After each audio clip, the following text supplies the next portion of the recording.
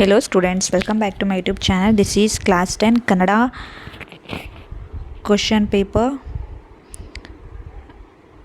first language Kannada, class 10 SSLC with answer. So 6 multiple choice questions will be there, each carries 1 mark. First question, ಬಹು ಆಯ್ಕೆ ಪ್ರಶ್ನೆ. ದಿಗಂತ ಪದವು ಈ ಸಂಧಿಗೆ ಉದಾಹರಣೆಯಾಗಿದೆ. Answer ಗುಣಸಂಧಿ, ಜಶ್ವ ಸಂಧಿ, ವೃದ್ಧಿ ಸಂಧಿ ಆ್ಯಂಡ್ ಶ್ರುತ್ವ ಸಂಧಿ. Answer is B. Next second question,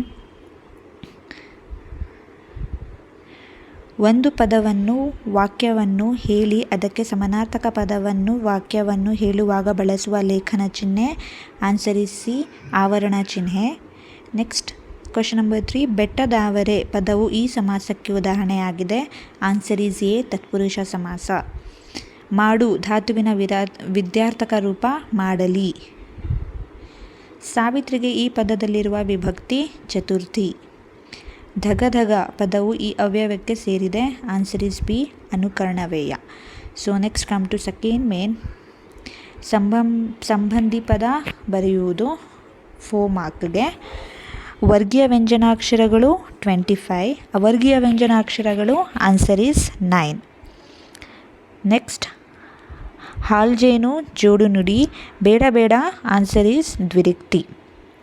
next question number 9, ಪರ್ವತ ರೂಢನಾಮ, ಧರ್ಮರಾಯ ಅಂಕಿತರಾಮ. Here is the answer C, ಉತ್ತರ ಆನ್ಸರ್. ನೆಕ್ಸ್ಟ್ ಕ್ವಶನ್ ನಂಬರ್ 10, ಮ್ಯಾಗ ಮೇಲೆ, ಸಕ್ಕಾರಿ ಸಕ್ಕರೆ.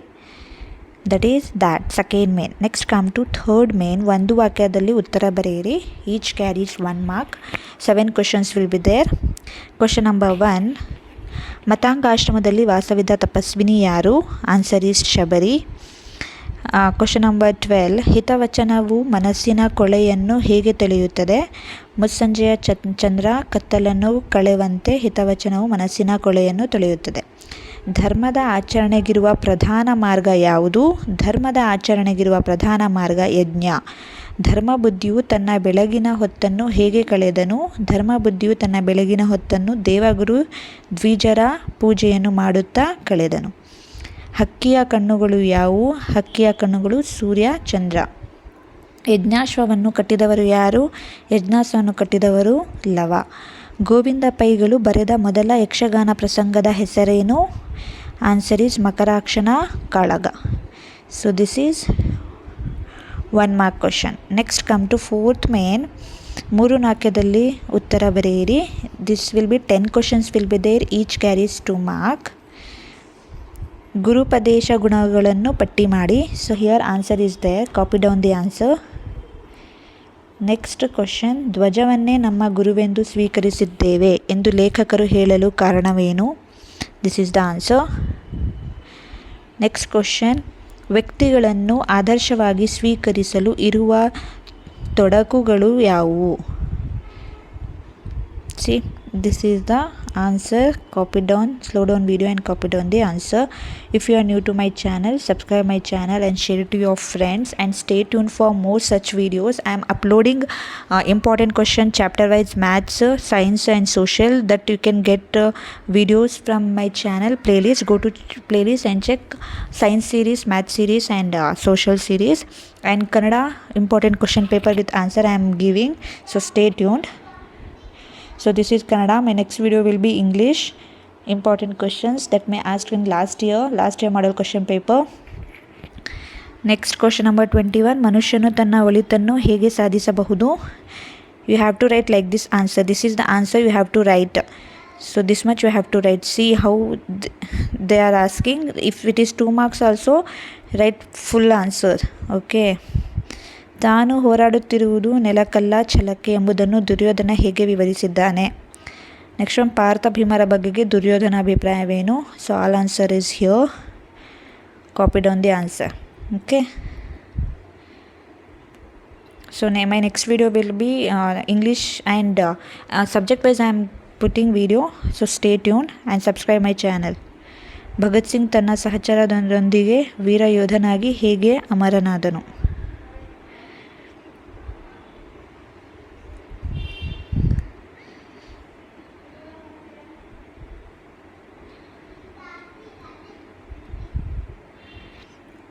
Next question 26. ವಸಂತ ಮುಖ ತೋರಲಿಲ್ಲ ಕವನದಲ್ಲಿ ಪ್ರಕೃತಿಯ ಸಂಭ್ರಮ ಹೇಗೆ ವ್ಯಕ್ತವಾಗಿದೆ? This is the answer. Next, ಮಲೆನಾಡಿನಲ್ಲಿ ದೀಪದ ಬತ್ತಿಯ ಸಮಸ್ಯೆಯನ್ನು ಹೇಗೆ ಪರಿಹರಿಸಿಕೊಳ್ಳಲಾಯಿತು? So that is 2 mark question. So next come to 5th main. ಕವಿಗಳ ಸಾಹಿತಿಗಳ ಜನ್ಮಸ್ಥಳ, ಕಾಲ, ಕೃತಿ ಮತ್ತು ಬಿರುದು ಪ್ರಶಸ್ತಿಗಳನ್ನು ಕುರಿತು ವಾಕ್ಯ ರೂಪದಲ್ಲಿ ಬರೆಯಿರಿ. ಸೊ ಫಾರ್ ಜನ್ಮಸ್ಥಳ, ಕಾಲ ಯು ವಿಲ್ ಗೆಟ್ 1 ಮಾರ್ಕ್. ಕೃತಿ, ಬಿರುದು, ಪ್ರಶಸ್ತಿ ದಟ್ 1 ಮಾರ್ಕ್. ಆ್ಯಂಡ್ ವಾಕ್ಯ ರೂಪದಲ್ಲಿ ಬರೆಯೋದು ಭಾಷಾಶೈಲಿಗೆ 1 marks. Total 3 marks you will get for that. Okay. Devanur Mahadeva. ಉತ್ತರ, ಬಂಡಾಯ ಮತ್ತು ದಲಿತ ಸಾಹಿತ್ಯದ ಪ್ರಮುಖರಲ್ಲಿ ಒಬ್ಬರಾದ. So here like this you have to write ಕವಿ ಪರಿಚಯ. See here I am here writing. See, here answer is here. So like this you have to write Kavi Parichaya, then only you will get 3 marks. Second Kavi was G.S. Shivarudrappa. For you have to learn Kavi Parichaya also. 2 Kavi Parichaya will be there. So this carries 6 marks. 2 Kavi Parichaya you have to write. Each carries 3 marks, that is 6. ಇಬ್ಬರು 2 ಕವಿ ಪರಿಚಯ ಇರುತ್ತೆ, 2 ಬರಿಬೇಕು, ಒಂದಕ್ಕೆ 3 mark ಇರುತ್ತೆ. ಸೊ 6 marks ಬರೀಲೇಬೇಕು. ನಾನು ಜಸ್ಟ್ ಇಲ್ಲಿ ಏನು ಬರೆದ್ರೆ ಎಷ್ಟು ಮಾರ್ಕ್ಸು ಅಂತ ಇಲ್ಲಿ ತೋರಿಸ್ತಾ ಇರೋದು. So you no need to write this one. ಇದನ್ನು ನೀವು ಬರೆಯೋದೇನು ಬೇಡ, ಇಲ್ಲಿಂದ ಸ್ಟಾರ್ಟ್ ಮಾಡಬೇಕು. ಡೈರೆಕ್ಟ್ ಆನ್ಸರಿಂದ ಸ್ಟಾರ್ಟ್ ಮಾಡಿ. ಇದು ನಿಮಗೆ ಗೊತ್ತಾಗಲಿ ಅಂತ ಎಷ್ಟು ಮಾರ್ಕ್ಸ್ಗೆ ಎಷ್ಟು ಬರೀಬೇಕು ಅಂತ ನಾನು ಜಸ್ಟ್ ತೋರಿಸ್ತಾ ಇದ್ದೀನಿ. 6th ಮೇನು, ಪ್ರಸ್ತಾರ ಹಾಕಿ ಗಣ ವಿಭಾಗಿಸಿ ಛಂದಸ್ಸನ್ನು ಹೆಸರಿಸಿ 3 ಮಾರ್ಕ್ಸಿಗಿರುತ್ತೆ. ಪ್ರಸ್ತಾರ ಹಾಕೋದಕ್ಕೆ 1 ಮಾರ್ಕ್ ಕೊಡ್ತಾರೆ, ಗಣ ವಿಭಾಗಿಸುವುದಕ್ಕೆ 1 ಮಾರ್ಕ್ ಕೊಡ್ತಾರೆ, ಛಂದಸ್ಸಿನ ಹೆಸರು ಬರೆಯೋಕ್ಕೆ 1 ಮಾರ್ಕ್. ಟೋಟಲ್ 3 ಮಾರ್ಕ್ ಇರುತ್ತೆ. ಸೊ ಇಲ್ಲಿ 2 ಲೈನ್ ಛಂದಸ್ ಇರೋದ್ರಿಂದ ಇದು ಕಂದ ಪದ್ಯ. ಆ್ಯಂಡ್ ಕಂದ ಪದ್ಯ ಇರೋದ್ರಿಂದ ಅದನ್ನು ನಾವು 4ಗೆ ಡಿವೈಡ್ ಮಾಡಬೇಕು. ಸೊ ಇಲ್ಲಿ ನಾನು ಡಿವೈಡ್ ಮಾಡೋ ಆನ್ಸರ್ ಇದೆ ಇಲ್ಲಿ. ಸೊ ಆನ್ಸರ್ ಈಸ್ ಇಲ್ಲಿ ಫಸ್ಟ್ ಲೈನಲ್ಲಿ 12 ಮಾತ್ರೆಗಳು, ಸೆಕೆಂಡ್ ಲೈನಲ್ಲಿ 20 ಮಾತ್ರೆಗಳು. ಛಂದಸ್ಸು ಇದು ಮಾತ್ರ ಗಣರಿತ ಕಂದ ಪದ್ಯದ ಲಕ್ಷಣ. So next main is 7th main. ಅಲಂಕಾರವನ್ನು ಹೆಸರಿಸಿ ಲಕ್ಷಣ ಬರೆದು ಸಮನ್ವಯ ಮಾಡುವುದು 3 ಮಾರ್ಕ್ ಇರುತ್ತೆ. ಸೊ ಹೇಗೆ ಡಿವೈಡ್ ಮಾಡಿರ್ತಾರೆ, ಇಲ್ಲಿ ಅಲಂಕಾರವನ್ನು ಹೆಸರಿಸೋಕ್ಕೆ 1 ಮಾರ್ಕ್ ಕೊಡ್ತಾರೆ, ಲಕ್ಷಣ ಬರೆಯೋದಕ್ಕೆ 1 ಮಾರ್ಕ್ ಕೊಡ್ತಾರೆ, ಅಂಶಗಳನ್ನು ಗುರುತಿಸಿ ಸಮನ್ವಯಿಸೋದಕ್ಕೆ 1 ಮಾರ್ಕ್ ಇರುತ್ತೆ. ಟೋಟಲ್ 3 ಮಾರ್ಕ್ ಇರುತ್ತೆ. ಸೊ ಇದು ಜಸ್ಟ್ ನಮಗೆ ಗೊತ್ತಾಗಲಿ ಅಂತ ಇಲ್ಲಿ ನಂಬರ್ಸ್ ಇರೋದು, ಇದೇನು ಮಾಡೋಂಗಿಲ್ಲ, ಆಮೇಲೆ ಬರೆದ್ಬಿಟ್ಟಿರೋ ಅದುವೇ. Next come to question number 31. ಬಾನಿನಲ್ಲಿ ಗಾಳಿಪಟಗಳು ಹಕ್ಕಿಗಳಂತೆ ಹಾರಾಡುತ್ತಿದ್ದವು. ಅಲಂಕಾರದ ಹೆಸರು ಉಪಾಲಂಕಾರ. ಲಕ್ಷಣ, 2 ವಸ್ತುಗಳಿಗೆ ಪರಸ್ಪರವಾಗಿ ಇವರು ಹೋಲಿಕೆಯನ್ನು ಹೇಳುವುದಕ್ಕೆ ಉಪಮಾಲಂಕಾರ ಎಂದು ಕರೆಯುತ್ತಾರೆ. ಸೊ ಸಮನ್ವಯದಲ್ಲಿ ನೀವು ಉಪಮೇಯ, ಉಪಮಾನ, ಉಪಮಾವಾಚಕ ಸಮಾನಾರ್ಥ ಧರ್ಮ ಬರೀಬೇಕು. ಬಾನಿನಲ್ಲಿನ ಗಾಳಿಪಟಗಳು ಉಪಮೇಯ, ಉಪಮಾನ ಹಕ್ಕಿಗಳು, ಉಪಮಾವಾಚಕ ಪದ ಅಂತೆ, ಸಮಾನ ಧರ್ಮ ಹಾರಾಟ. ಸೊ ಇಲ್ಲಿ ಯಾವುದಕ್ಕೆ ಯಾವುದನ್ನು ಹೋಲಿಸಲಾಗಿದೆ ಅಂತ ಲಾಸ್ಟಲ್ಲಿ ಬರೀಬೇಕು. ಗಾದೆಯನ್ನು ವಿಸ್ತರಿಸಿ ಬರೆಯಿರಿ. ಸೊ ಇದಕ್ಕೆ 3 ಮಾರ್ಕ್ ಇರುತ್ತೆ. ಹೇಗೆ ಬರಿಬೇಕು ಅನ್ನೋದನ್ನು ಇಲ್ಲಿ ಕೊಟ್ಟಿದ್ದಾರೆ. ಸೊ ಗಾದೆಯ ಮಹತ್ವದ ವಿವರಣೆ, ಉದಾಹರಣೆಯೊಂದಿಗೆ ಅರ್ಥ ವಿವರಣೆ, ಭಾಷಾ ಶೈಲಿಗೆ, ಪದಬಂಧನೆಗಳಿಗೆ ಅಂತ ಅದನ್ನು ಬರೆದ್ರೆ ನಿಮಗೆ 3 ಮಾರ್ಕ್ಸ್ ಸಿಗುತ್ತೆ. ನೆಕ್ಸ್ಟು ಸಂದರ್ಭ ಸ್ವಾರಸ್ಯದೊಂದಿಗೆ ಬರೆಯುವುದು. ಸೊ ಫಸ್ಟ್ ಕ್ವಶನ್, ರಾಮನೇ ಸ್ಥೈರ್ಯ ಕೆಡೆ ಯಾರು? ಸೊ ಆಯ್ಕೆ ಎಲ್ಲಿಂದ ಆಯ್ಕೆ ಮಾಡಿದ್ದೀವಿ? ಸಂದರ್ಭ, ಯಾವ ಟೈಮಲ್ಲಿ ಯಾರು ಹೇಳ್ತಾ ಇದ್ದಾರೆ, ಸ್ವಾರಸ್ಯ, ಇಷ್ಟನ್ನು ಬರಿಬೇಕು. ಸೊ ಇದಕ್ಕೆ 3 ಮಾರ್ಕ್ ಇರುತ್ತೆ. Very important. ಸೊ ಇದು model paper, just practice down. ನಿಮ್ಗೆ ಐಡಿಯಾ ಬರುತ್ತೆ ಯಾವ ಥರ ಕ್ವಶನ್ಗೆ ಯಾವ ಥರ ಆನ್ಸರ್ ಬರಬೇಕು ಅಂತ ಐಡಿಯಾ ಬರಲಿ ಅಂತ ನಾನು ಇದು ಕೊಡ್ತಾ ಇದ್ದೀನಿ. So next I will give important questions about this subject. So stay tuned. If you want answer for this, they may repeat this question also. Repeat ಆದರೂ ಆಗುತ್ತೆ. ಹೇಗೆ ಬರಿಬೇಕು ಏನು ಅಂತ ನಾನು ನೋಡ್ಕೊಳ್ಳಿ. ಎಲ್ಲ ಚಾಪ್ಟರಿಂದ ನೀವು ಸಂದರ್ಭನ ಓದ್ಕೋಬೇಕು. ಸೊ ಎಲ್ಲ ಚಾಪ್ಟರಿಂದ ಸಂದರ್ಭ ಓದ್ಕೊಳ್ಳಿ. ನೆಕ್ಸ್ಟು ಪದ್ಯ ಭಾಗವನ್ನು ಪೂರ್ತಿ ಮಾಡಿ 4 ಮಾರ್ಕ್ಗಿರುತ್ತೆ. 2 ಪದ್ಯ ಕೊಟ್ಟಿರ್ತಾರೆ, ಯಾವುದಾದ್ರೂ ಒಂದನ್ನು ಫುಲ್ ಮಾಡಿ. ಸೊ ಇಲ್ಲಿ ಆನ್ಸರ್ ಇದೆ.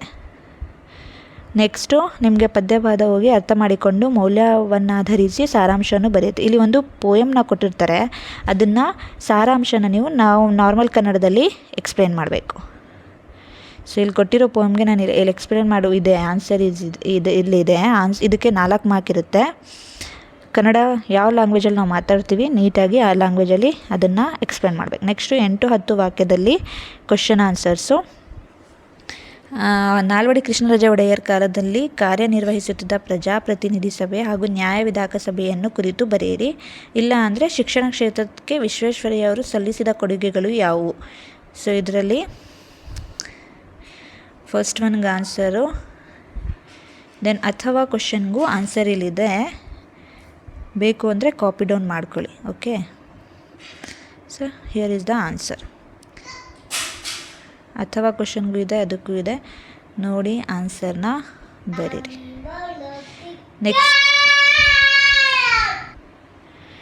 ನೆಕ್ಸ್ಟು ಗದ್ಯ ಭಾಗ ಓದಿಕೊಂಡು ಪ್ರಶ್ನೆಗಳಿಗೆ ಉತ್ತರಿಸಿ.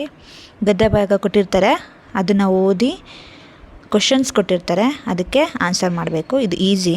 ಸೊ ಇಲ್ಲಿ ಕ್ವಶನ್ಗೆ ಇಲ್ಲಿ ಆನ್ಸರ್ ಇದೆ ಆಲ್ರೆಡಿ. ಸೊ ನೋಡಿ ಹೇಗೆ ಬರೀಬೇಕು ಅನ್ನೋದನ್ನು ಒಂದು ಐಡಿಯಾ ಸಿಗುತ್ತೆ. ಓಕೆ, ನೆಕ್ಸ್ಟ್ ಪತ್ರ ಲೇಖನ ಬರೆಯೋದು 5 ಮಾರ್ಕು. ಹೇಗೆ ಬರಿಬೇಕು ಅನ್ನೋದನ್ನು ಇಲ್ಲಿದೆ.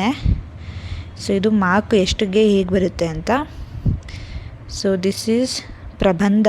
ಸೊ ಇಲ್ಲಿ ನೀವು ಪತ್ರದಲ್ಲಿ ಏನೇನು ಬರಿಬೇಕು, ವ್ಯಾವಹಾರಿಕ ಮತ್ತು ಮನವಿ ಪತ್ರ ಇದ್ದಾಗ ಇಂದ ಗೆ ಸಂಬೋಧನೆ, ವಿಷಯ, ಪತ್ರದ ಒಡಲು, ವಿಷಯ ನಿರೂಪಣೆ, ವಂದನೆಗಳೊಂದಿಗೆ ಮುಕ್ತಾಯ, ಇಂತಿ, ಸ್ಥಳ, ದಿನಾಂಕ. ನೆಕ್ಸ್ಟ್ ಭಾಷಾ ಶೈಲಿಗಳಿಗೆ, ಪದ ಬಳಕೆಗೆ, ವಿನ್ಯಾಸಗೆ ಎಲ್ಲ ನೋಡಿ 5 ಮಾರ್ಕ್ ಕೊಡ್ತಾರೆ.